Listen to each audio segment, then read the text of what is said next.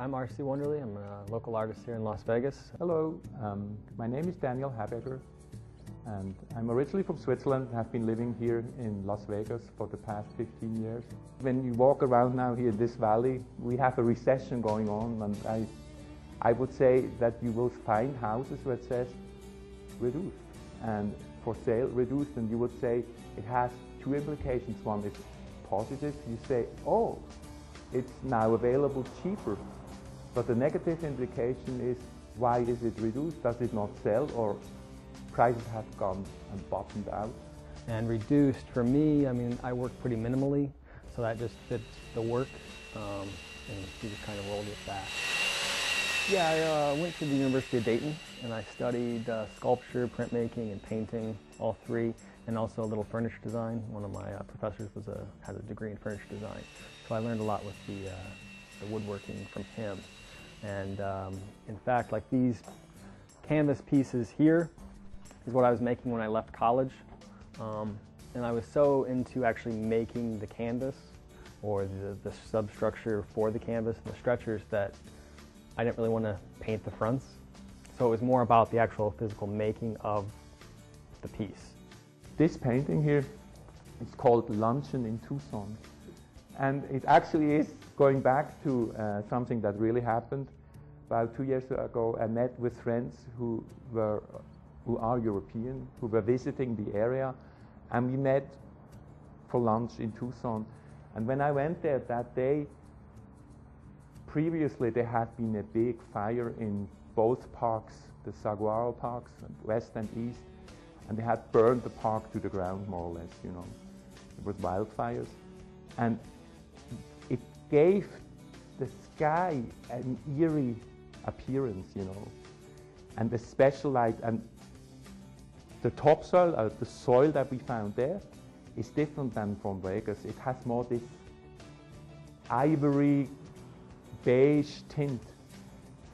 And so I thought in this painting also this kind of faded look, you know, was very, very strong present. The 2D work will be what you see here, these drawings that'll end up being finished off in wood, cut into with a circular saw and then filled back in with Bondo. The spaces are a little cheaper. Like I found this space on Craigslist, so that's actually a good thing for artists, you know. You have to have the space to make stuff. I used to make stuff in my girlfriend's garage, so that kind of constricted the size that I was able to, you know, produce a piece at, as well as having all the equipment that I have now. I was actually getting in trouble with her homeowners association, so being in a little more industrial space has helped me out. And as far as, you know, showing in town, it's great because, you know, places like the Rotunda Gallery in Winchester, you know, having that 2-year gap between shows allows for a lot of artists to have their work on display, you know, having the postcards to send out to other people as well, and kind of try to make, you know, a little bit of a buzz around the work.